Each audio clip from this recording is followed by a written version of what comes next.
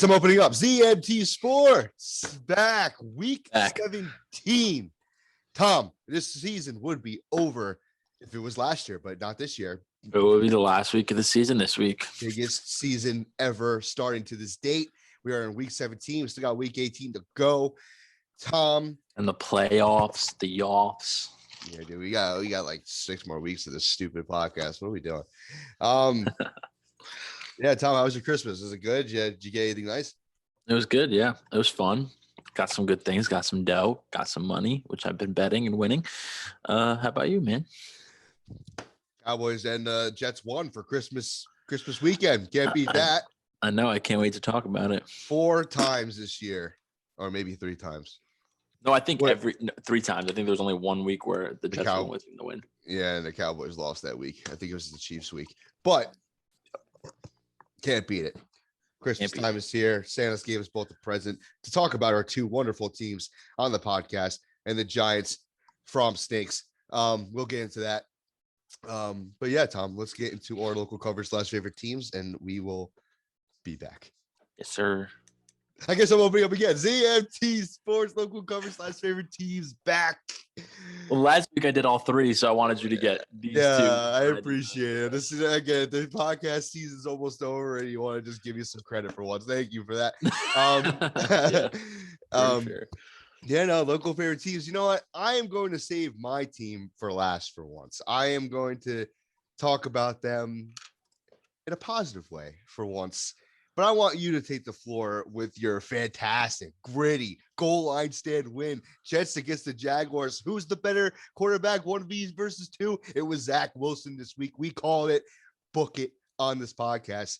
How do you feel about your win against the Jags? Are you upset because it's going to affect your draft pick? Are you upset? Like, what are you upset about? I'm numb. I'm numb to wins. I'm numb to losses. I don't know how to feel. There's always so many like back and forth reactions, especially on Twitter from fans. It's like, oh, they should have lost because their draft position, or they won and Zach Wilson looked good and yada, yada, yada. I'll say this.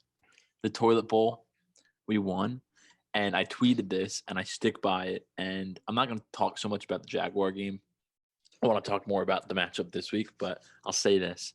The media takes the Jets and the market and blows it up to make it so much worse than it is, because they continuously, even when they're bad, beat teams that are worse than them. That's just a fact. And I can just keep going. That means they're not the worst team in the league. In football, no. But it always just seems that way because the way they get talked about. Yes. We know Jets versus the media, Tom versus the media, Tom versus Jet reporters, beat writers on Twitter. We know how it goes. I know. It's crazy. But I gotta just ask you this. I like how you asked about my team and asked about yours a little bit.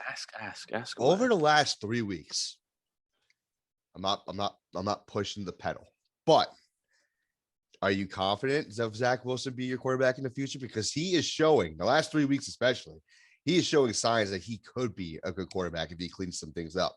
Here's why I'm confident. That 70-yard run against the Jet, fantastic. First half against the Eagles, fantastic. He's showing shades that he could be a good quarterback. He's got to fix things out. He's a rookie. Obviously, he's going to get better. Are you confident that he is going to be your quarterback going forward? Here's why I'm confident. The coaching staff. Deal. They just want to game out Robert Saleh on the sideline. I feel like they just get the most out of their players. Like, how is Braxton Berrios one of the top special teams guys? Like, this is a dude Bill Belichick got rid of. Stud. Like, nobody talks about that. Yeah, stud. And he's a stud and should be a Pro Bowler. So I don't know if I'm confident because I think Zach Wilson's play is like this amazing thing. I just think that the team around him is going to get better and the coaching staff's going to get better, which naturally will make him better. They're all young, dude. They're so young. The run game, man, with two offensive linemen out, well, 3 if you include Becton, they ran for 273 yards. Maurice Jones-Drew retarded. That's sir. That is who Michael Carter is. Love me some Michael Carter for sure. He's running back duo from UNC last year.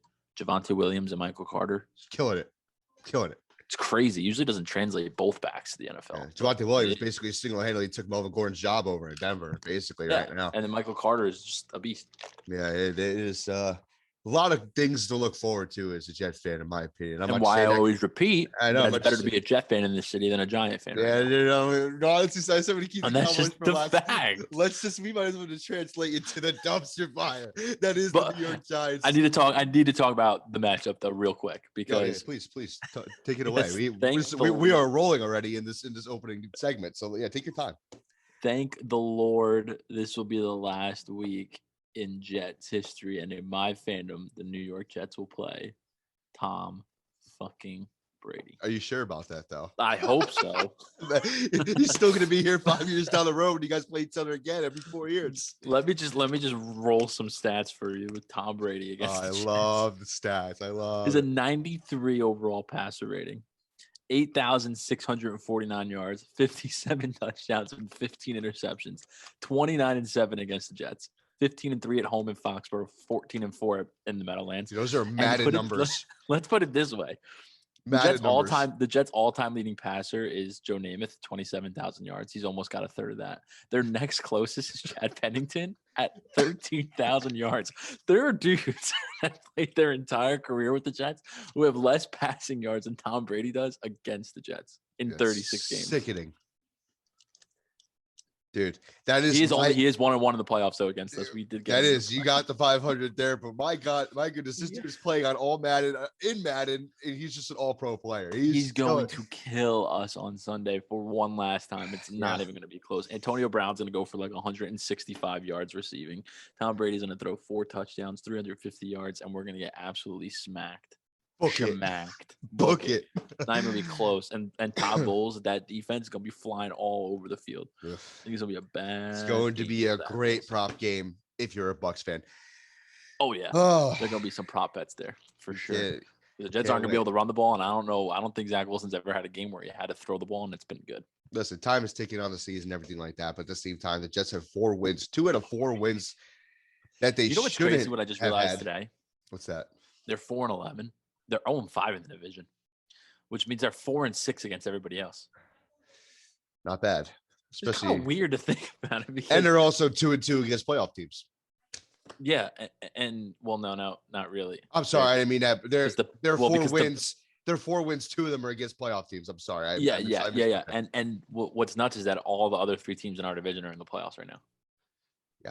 The fact that they're you could technically spin it as in they're in the toughest division in football, right? Because all 3 teams are in the playoffs. There's no other division that has 3 teams in the playoffs, I don't think. And they're 0-5 against them naturally, but 4-6 against everybody else. So what if somebody else in the division was kind of equally as bad? What would the season look like? It was supposed to be the Dolphins, but I don't know what the fucking happened there. I mean, if the Dolphins didn't have the easiest fucking schedule in the NFL compared to the Eagles, I mean, well, no. Here's the thing: like people are like with the AFC East opponents, the NFC South is shit now, and most of the AFC is like wishy-washy for lack of a better term. Yeah, I was going to talk about it in my Cowboys takes, but I'm just going to point it out now. I'll talk about it a little bit later. But in the NFC, though, what division really is good? No, I know, but you have like more top-heavy teams. Like in the AFC, there's no top team that's like just maybe the Chiefs, really. Honestly, I know what you're saying. There's more contenders in the AFC than there is in the AFC. NFC's established already. Is that what you're saying? Yeah. Yes. Well, kind of. But my point with the Dolphins is they're kind of like the Patriots. They had their easy stretch all in a row. Yes. Like they played the Jets twice and they played the Jaguars. I mean, they played Zach Wilson twice, Ian Book. Yeah. Then all you really need is an AFC team is like 1 or 2 signature wins, and the Dolphins beat the Ravens, and I guess their other signature win would be the Saints, but they played Ian Book. But other than that, they played the tough teams. They lost to Jacksonville, sucks, but they played like the Bengals. They played teams like that. They played them all early in the year, and they lost them with Jacoby Brissett. And then I don't know. I guess they're gonna make the playoffs, right? They win this week. I think they're in. I think so. And New England actually is on the outside looking in right now if they lose this week, which they won't because it's Jacksonville. But like they can't clinch the playoff spot this week because Miami beat them, and they play Miami last week of the year. Yeah. So there's a way where like New England doesn't make the playoffs. Crazy. Even if they win this week, there's still a way I think they don't make the playoffs. Yeah, it's nuts. I mean, it's the NFL. It's hard that I mean, crazy stat about the Dolphins is that they lost the first team ever to lose 7 in a row that win 7 in a row. It's the NFL. You gotta give them some type of credit there. I know they played dog shit. They played dog shit teams, but that is insane. It's so hard to win that many games in a row. Yeah. And lose that many games in a row. With COVID and everything too, that they were. Yeah, exactly. So, yeah. I mean, God. Let's stop talking about bad football. Let's translate. The Super Bowl contending NFC best team at the moment, maybe a second best team. I like the Packers. Dallas Cowboys. Packers without a doubt the best. What team. A game on Sunday night. That must have been fun to watch. I haven't seen one of those in my lifetime. I almost sorry. I almost fell asleep at the end of the game. And for once it was because my team was up by 40 points and like I was just waiting for the game to end. I just wanted the clock to hit 0 and it would secure, make sure nobody got hurt. Exactly. And they were smart with that at the end of the third quarter. I mean, they put all the backups in as they should. People were upset that the Cowboys were pouring on in the beginning of the third quarter. That's how everyone who watches football now are all pieces of shit and F words. Like I don't understand it. Soft is the other term. There's a whole fucking 30 minutes left of football, and you expect the Cowboys to stop pouring it on. I hate this generation. I hate this world. I saw those tweets too. Because I always look at and it's just because it's the Cowboys. It's literally any other team that does that gets no criticism, but the Cowboys. Well, actually, no, it's true. And speaking from personal experience, speaking from personal experience, when the Patriots had Mac Jones throwing the ball 50 yards down the field with 4.5 minutes left in the fourth quarter, up by 50 points against the Jets, everyone was like, "It's football. It's Bill Belichick. Exactly. Be better." But then the Cowboys do it in the third quarter. Everyone was like, "Whoa, what are you doing?" Like, literally, the third quarter started. Dak was still out there. Everyone was like, "All right, like let's slow it down." I'm like, "Are you fucking kidding me? No. No. Are you kidding me? Like, it's not our fault that the Washington football team led 42 points in the first half. That's on them. That's the Cowboys." Washington scores 2 touchdowns too. They're back in the game. Like, what the hell are you talking about? Exactly. I hate the media. I hate everything like that. And that's what I was going to get to with my points. But like racking up 3 points like I do every week, not having stats, just going off of feelings. Offensively, me and you both call it to an extent, mostly you. I'll give you 100% credit to you because last week I was being a pest. I was saying that the Cowboys keep it close for some reason, but I was completely wrong. Offense completely, obviously, better differ is Washington. Washington's not a good football team, but also this is the same football team that kept it close with the Eagles, and everyone thinks the Eagles are so fucking fantastic all of a sudden, which pisses me off. And I'll get into that as well. Beat the Seahawks, but the Seahawks are kind of poo. But at the same time, I mean, the NFL is the NFL, like we talk about all the time. Putting up 54 points is hard in the NFL, and the Cowboys offense did. They finally clicked. They were clicking all cylinders. Dak looked biggest point of point number 1.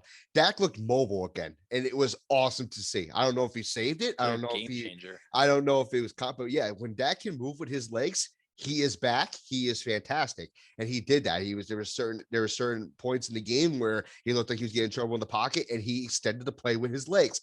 We were looking for that the last 5 weeks. Honestly, the whole year. And it came back in this game, and it showed that maybe he's saving it. Maybe he'll be back for good. I don't know. We'll see. Big test this week. But offensively, they look like they put it together, and if they can just keep clicking on all cylinders like they do, they are unstoppable, especially with the way that this defense is playing. Point number 2. Incredible. I have no words. For lack of a better term, incredible. Tom, like I said to you, I have been alive for 23 years. I've been watching Dallas Cowboys football for probably 21 years. I've been a Cowboys fan at heart for God knows how long, thanks to my father brainwashed me. But at the same time, I have never seen the defense be this they're just optimistic as much as this dominating. They are dominant. They're not. Other words, they're dominant. Yes. And like I say all the time, okay to say. I know. I like your humbleness. I try to be humble. I try to be humble because they're not number 1 on the stat sheet when they let up yards, they let up big plays here and there. But turnovers and defensively, they're number 1 right now. They can't be stopped. They turn over the ball. They make defenses scared. This front line is insane. DeMarcus Lawrence is playing like his contract right now. Micah Parsons is going to be defensive player of the year. I'm calling it right now. Who else do we got? We got Osa, the rookie, who's just put it on a clip. Yeah, these guys, Gallimore, Randy Gregory. This defensive front is scary. And You gonna just disregard the former Jet Terrell Basham? You're gonna throw him under the bus like that? Basham's okay. No, I'm just kidding. He's pretty good too. But this is the first time in a long time where a defensive front and Cowboys are getting a pass rush. The Cowboys can stop the run. They're making quarterbacks scared. And this is big because when you go to the playoffs and say you face a quarterback like Rodgers, you need to get him off the spot. Need to get after the quarterback. So this is good sight to see as long as they stay healthy. Pray to that. Knock on wood. This defensive front is very scary, and this defensive back group, Jalen Curse is going to mark it out right now. He is one of the best offseason pickups in a long time for Dallas Cowboys defensively. He is playing out of his mind. Trayvon Diggs is playing out of his mind. Hell, Terry McLaurin to 1 catch and 6 yards in 2 divisional matchups. I don't care what you say about Trayvon Diggs. I know that he's not a lockdown corner. He has played phenomenal against one of the top receivers in the league. It's a fact. And it's a fact. I know you hate Trayvon Diggs. I know you like talk shit about him. He lets up a lot of yards. Fuck you. You know that he is a good corner and he locked down one of the best receivers in the league. Same thing for Anthony Brown. He's did his part all season so far, except for 2 games. Whatever. I'll give him some slack. He used to be the worst defense in history last year. Give the team some props. Give this defense some props. Give Dan Quinn coach of the year. I don't give a fuck if he is a defense corner. Give him coach of the year because what he's doing with this defense is insane. Done ranting about that. Last fact, and this is it here. Big matchup this week. You're looking for the number 1 seed. Obviously, you're not in trouble. You quit the division. You quit the playoffs. But you need a high seed. Look for that number 1 seed because the Packers play the Vikings this week, who they lost to already early in the year. I'm not saying the Packers are going to lose, but there's opportunities and there's a chance where the Cowboys could get the number 1 seed, despite how everyone thinks they're the most average, best team in the league, which makes no sense. And that's why I wanted to go back to what I was saying before, Tom. I know I'm just rambling and everything like that, but this is what I hate. Cowboys play a good team and they sunk. They only play bad teams. Okay, let's look at the Packers schedule. I'm just going to look over the top of my head. Who the fuck have they played? And they think everyone thinks they're the most fantastic team in the league. They just won a dogfight with Cleveland Browns this past weekend, and they're still going to be the number 1 team in the league in everyone's eyes, as they should be. They're a very good football team. But we got to stop with this. Oh, you only play bad teams. You only play good. Dude, it's the NFL. Once again, like we talked about all the time. We got to stop bashing the Cowboys for once just because everyone hates them. I understand. I hate them 95% of the time.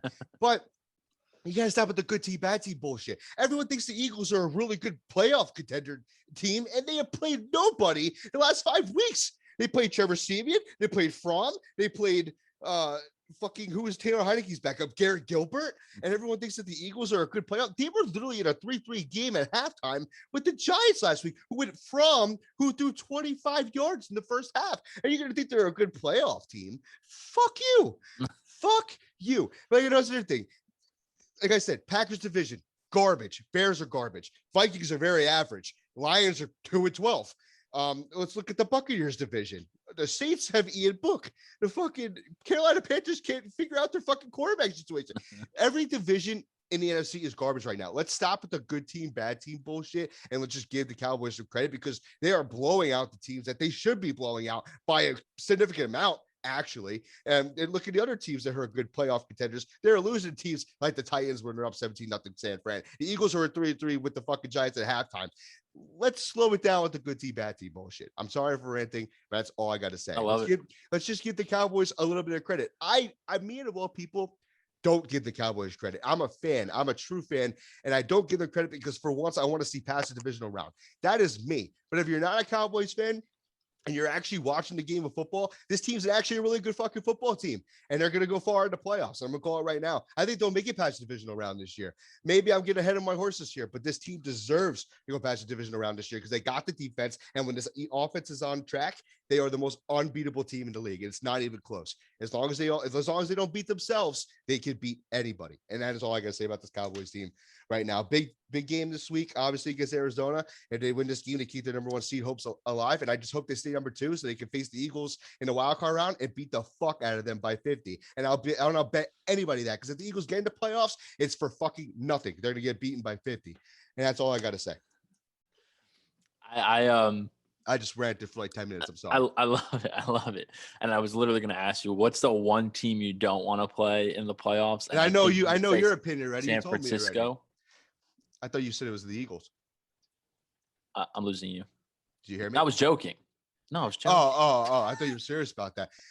I hear you now. A team that I don't want to play if the Cowboys. No, I was being sarcastic in the group chat because I know how much you hate them. Oh, yes. They'll beat them by 50 though, by 100%. The Eagles, they'll beat them by 50. I don't think you want to play San Fran. I was gonna say that. I think if a 2 versus 7 seed, I'm fine with playing the Vikings because the Cowboys already beat them with Cooper Rush, and I just think the Vikings are depleting. If they make the playoffs, I don't know how they're gonna do it, but if they make the playoffs, they make the playoffs. Fine against the Vikings. I'm 100% fine against the Eagles. I would love to beat them 3 times in 1 year by 100 points combined. Very hard to do. Very hard to do. Isn't a joke, but I know I don't. I know it's very hard to do, but the Eagles are not a good football team. They're not a good football team, and I just hope it comes down to next week. The only thing I hope it comes down to next week for the playoff spot for the Eagles, where they have to win and get in, and the Cowboys blow it for them. I pray that's what happens next week. Here's the thing that's like, here's what like really freaks me out if I'm a Cowboy fan, which is weird because they've only played them once so far, right? Yeah, and they won by 40. Here's what scares 20. me. Here's what scares me. If the Eagles are winning in, and that's the 7 seed, and the Cowboys beat the Cardinals this week and pretty much lock up the 2 seed, they're not sitting anybody. They're not. I know they're not going to. But let's say Philly like wins, right? As they should. The last thing you want is to then face that team the next week. Are you talking about win like week 18?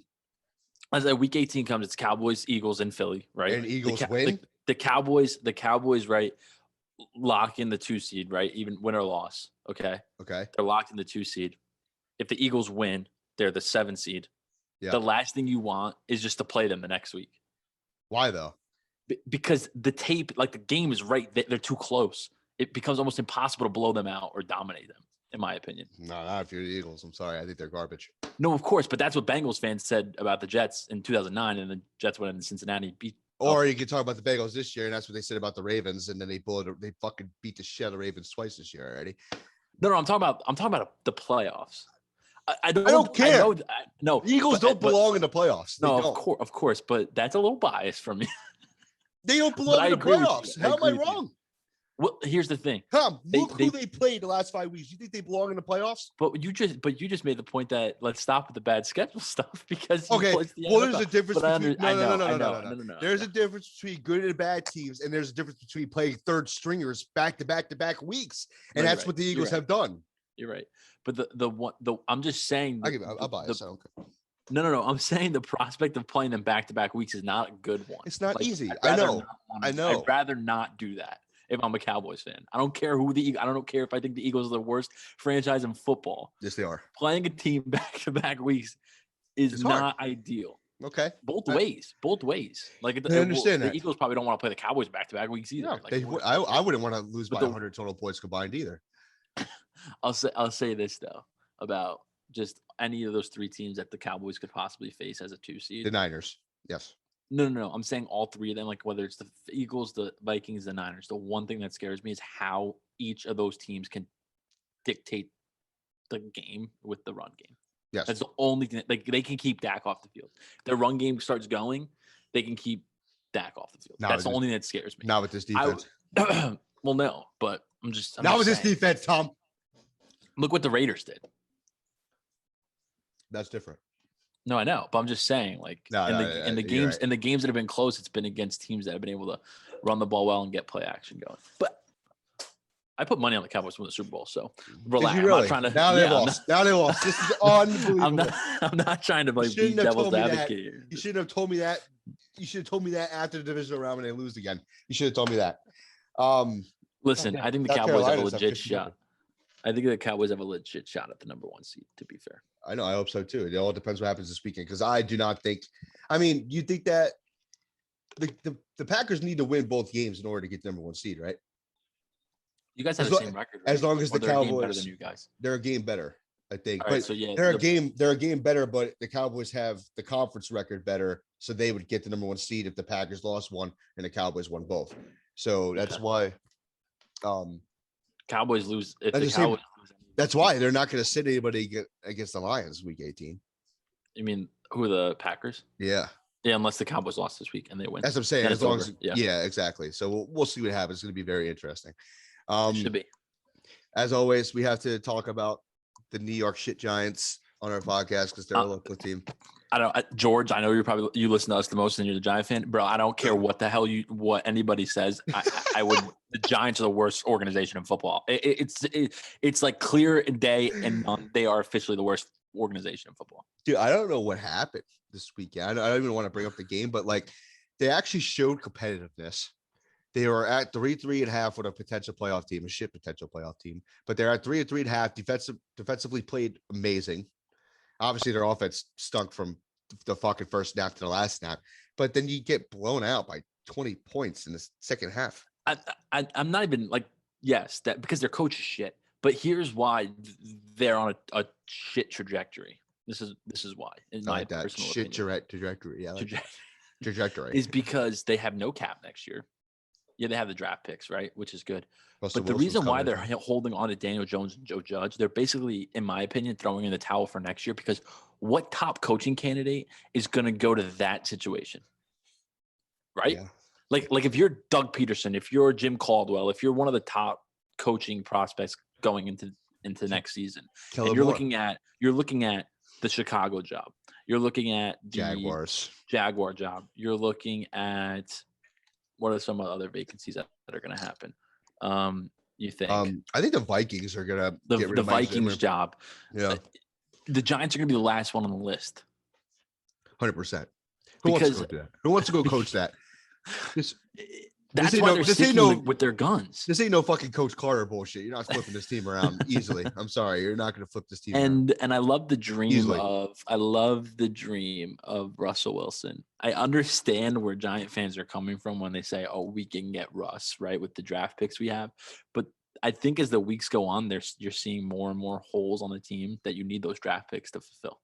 Oh, yeah, there's more than just the quarterback position. Russell Wilson's not coming in here and making any difference. It's going to just make the cap situation worse. You're going to have to get rid of other players to afford Russ that aren't even good already. Then it's like, okay, yeah, we'll have him for 5 to 6 years and maybe we'll be competitive next year or better. And then we start building around him after that. But you just give up draft capital that you could build around another quarterback with. I don't know. I don't give a shit what anybody says right now. This team right here, okay, is to be successful in the next coming years in the New York Giants. It's about time people start owning that and saying that. And I'm seeing a trickle. I'm seeing it. I'm actually seeing Giant fans actually agree that they were the worst. Yeah, what kind of Giant fans are you talking to? I don't know, but they actually officially have the worst record the last 5 years of football. That's why I'm saying. Ever since the boat pick, baby. Woo! That's what happens when you got a boat trying to act like hot shit before playing fucking Aaron Rodgers at Lambeau. Dumb. Hopefully the Cowboys don't make the same decision. You don't think they're actually going to keep Joe Judge and Daniel Jones, right? I don't know if it's just like bluff. Like I know a lot of teams do that, like just try to stir the pot a little bit. But this organization is so lacklustered and so confusing over the last 5 years, especially.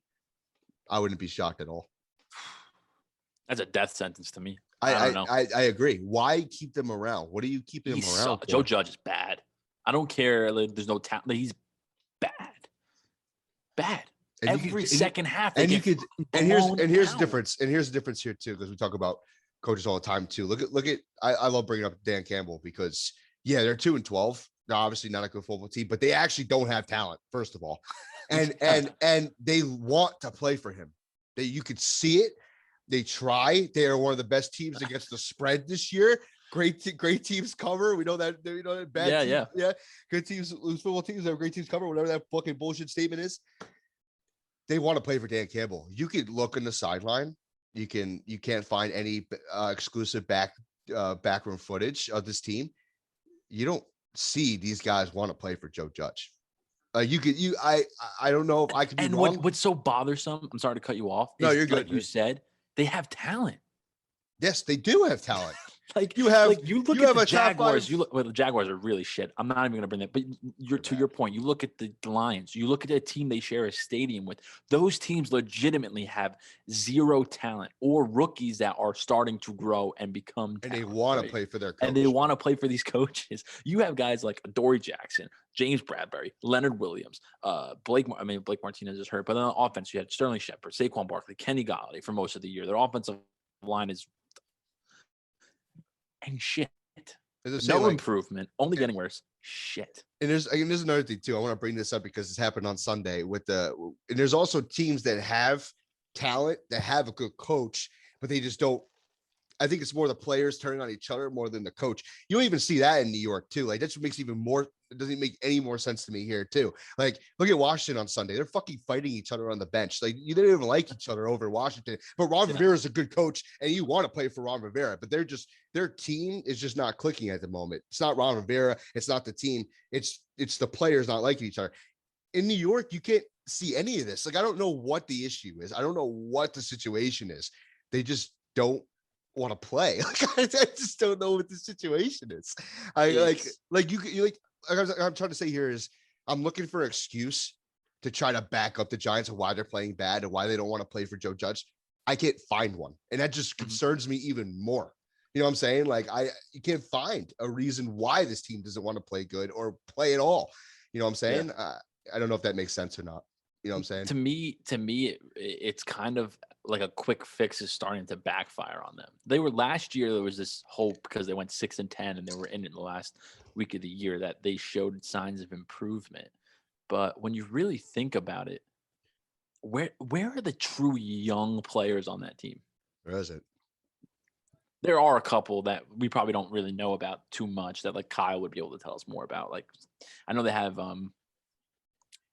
oh my God, what's the guy's name? Like Kadarius Toney is showing. Well, Toney's good. Then, yeah. Azeez Ojal, I forgot what his name is. The pass rusher is pretty decent. A linebacker, like they have players. You know, Martinez McKinney's really good. Their safety, like they have certain. Well, but this is pieces that we knew about already. You know what I'm saying? Like and the thing is that their veterans suck. The veterans they gave money to, like James Bradbury is not as good as he was last year. He looks more like Carolina James Bradbury, where like he shows flashes and things like that. Adoree Jackson's a solid football player, but these were like Leonard Williams is not anything special. I don't care what anybody says. I watched him on my team for 4 years. He flashes for 3 or 4 games, gets his stats to look decent, and then he disappears for 5 or 6. It's like Logan Ryan's getting old. Logan Ryan's old. Ryan's old. Jabril Peppers is getting old. I know he hasn't played. I think he's been hurt, but like even he's just getting old. Like I don't know. And listen, their offense is very shit, and they have not made a good personnel decision on offense in probably 3 years.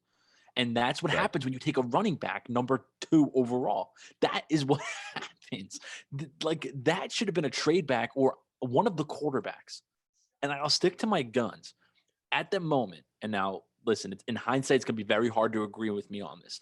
But that pick, number 2, was Baker Mayfield or Sam Darnold. That was the pick there for them. It should not have been Saquon. It should 1,000% not been Saquon because they were decent. Saquon's rookie year with Eli Manning. Could you imagine the improvements they would have had with a rookie quarterback? Yeah. Learning behind Eli and then going to him the next year when they eventually did go to Daniel Jones as a rookie, though. That would have been a year 2 quarterback, right? Instead of a running back. And then they could have, who knows who they signed? Who knows they take a running back in the 2nd or 3rd round? You know, like there's so many ways they could have gone. They gave Daniel Jones like 2 weeks to learn, like basically 2 weeks. Regardless of what happened to the guys I'm mentioning's careers now, like now you're going to look at it and say, there's no way. But it could have been different with the Giants because situation is so important with quarterbacks. And that was a good situation for a rookie quarterback to go that year because Eli was probably going to start. Right. But because they made it known they were going for it with Eli one more year. Yeah. But they drafted a fucking running back. Yeah, why not? I don't know. I know what you're saying. Why not get a quarterback to learn under a 2-time Super Bowl champion for one more year? Because you knew you were and the thought process was to go rookie quarterback the following year. You can't tell me. I mean, in fairness, which I know Kyle's talked about a lot, Dave Gettleman loved Justin Herbert, and I'm sure they had intel that really was like Justin Herbert's going to come out. But he stayed. And who knows if Justin Herbert would be as good if he came out that early. Yeah, exactly. Maybe that extra year of college helped him. So that's why in that moment you take the QB. You don't take a running back. And the Giants are seeing repercussions of taking a running back that early. Well, we really got into we really went from Tom saying like I don't want to talk about the Giants and we just talked about the Giants for like 10 minutes. No, let's go to our picks. Yeah, let's go to our predictions for this week. We'll start off with the Jets here. Obviously, Bucks minus 15.5 favorites. Hi, Mom. Gonna get absolutely fucking smacked. My mom says hi. I don't know if it's hi. Hi. Don't vacuum. Really? Okay. You're gonna get fucking smacked, bro. Smacked. Yeah, I'm gonna take the Bucs to cover and win this game by like 3 touchdowns probably. I think the Jets are gonna lose like 37-10. Yeah, I don't think it's gonna be pretty at all. Give me 45 to actually no. I like the under in this game too. So give me like 31-10. Like I said, is that what you said? 31-10. I said 37-10 or something. I like the under in this game because like I just think I don't see the Jets putting up more than 10 points in this game. I really don't. No. So give me 31-10. Yep. All right, Cowboys, Cardinals. I'm sorry, Mike. I'm doing it again like I did against the Raiders. I just have a feeling the Cardinals are getting shit talked way too much. They have way too good of a roster. I think they get you guys. I'm going to go 27-24 Cardinals. And call me crazy, but I'm going to agree with you. I think that the Cardinals win this week. I don't, as much as love my boys and as hot as they are, I think they get caught this week, especially against the Cardinals team who's still very good, but at the same time, they just hit a bump in the road. One weakness to Dan Quinn's defenses is they're so aggressive that they struggle against teams with true speed. Yeah. And the last team they played with true speed was Oakland. I mean, Las Vegas. Wrong city, Tom. Wrong city. I know. Yeah. So I just think that I agree. We can't underestimate Kyler Murray here, and he's still all these weapons. AJ Green, Zach Ertz, like they're really talented, and yeah, they hit a bump in the road, but they're still a good. And not having D-Hop has definitely hurt their offense, but Kyler Murray just looks lost without him. You know what I'm saying? He does because he doesn't know who to throw the ball up to, and hopefully somebody catches it. You know what I'm saying? Like no, you're right. But yeah, Giants play the Bears this week. Fuck, I feel like they played them the last 7 years. Can I pick a tie? And every year it's ugly. Can you pick a tie? I'm gonna go 6-0 Bears. I don't even know. I think the Bears win this football game too. I think Nick Foles versus Mike Glennon is going to be so entertaining. Give me like 9-6. Give me like bet no touchdown here, guys. I'm giving you an early prop bet. Give me 12-3. Give me all field goal games right here. That game is it's brutal. Let's go with that. I didn't give a score for the Arizona Cowboys game. I think Arizona squeaked by a field goal. Give me 24-21. Okay, so we both got a 3-point game. Yep. All right, nice. Let's go to the fun part now, right? Red hot. The red hot 25-9 in last 34 picks. Tom had another 4-0 week. What is that? Your fourth week? 4-0 week. 4-0 week. Love that. All right, let's do it. All right, we'll be right back. ZMT Bets back. Red hot ZMT Bets. Milk Money, give me your 3 picks against spread and your prop pick for the week. Go. Here we go. 2-2 last week. Tua struck a bitch over. Sailed on me. It's okay. That will bounce back with a very crazy high spread week. Here we go. First, I am going to Foxborough. Lost 2 in a row. I don't care if the spread is at 16.5. The Jaguars stink. Give me the Patriots to cover and win this game by probably 30 points. Minus 16.5 against the Jaguars. Second, I'm heading to San Fran. Texas just got their big win against the Chargers. David Mill's very good, but at the same time, this 49ers team's pushing for this playoff spot. Another big spread. Give me the Niners to win this game and get their playoff spot. Minus 12 against the Texans. Lastly, going to Baltimore, a team that's been fantastic at home all year. Yes, they've lost like 5 in a row. Yes, they've lost 3 games in a row off a 2-point conversion because John Harbaugh doesn't want to fucking go for the extra point. Dude, go for the extra point. It's going to help you out this game. Give me the Ravens to cover against the Rams plus 3.5. Running back, going Patriots minus 16.5 against the Jaguars. 49ers minus 12 against the Texans, and the Ravens plus 3.5 against the Rams. And then I'm going to head to this Panthers-Saints game divisional matchup, the 2 worst offenses in the league right now. Give me under 37.5 points and tease it over 40 if you need to. This game's going to have no offense whatsoever. Bet no touchdown if you have to. But under 37.5 points in the Panthers and Saints game. Go ahead, Tom. I love it. As for me, red hot 4-0 week, my first pick, I'm headed to the Meadowlands again. They just gave me a winner last week. They are going to give me a winner again this week, but except the opposite way. Give me the Bucs laying 13.5. Tom Brady's last game against the Jets. hopefully going to kill us. My second pick, I'm heading to Cincinnati. The red-hot Bengals against the red-hot Chiefs. Give me the Chiefs. I'm going with Patrick Mahomes. Joe Burrow just came off the best game of his career. He's down for a letdown. He's been inconsistent all year. Give me the Chiefs laying 5 on the road at Cincinnati. My last pick, I'm heading to Miami. The red-hot Dolphins, 7 in a row. They played nobody, as Mikey D said before. This is their first true test against the Titans, who need a win. They need to keep it up. They want to be a top seed in the AFC. Give me the Titans laying 3.5 on the road in Miami.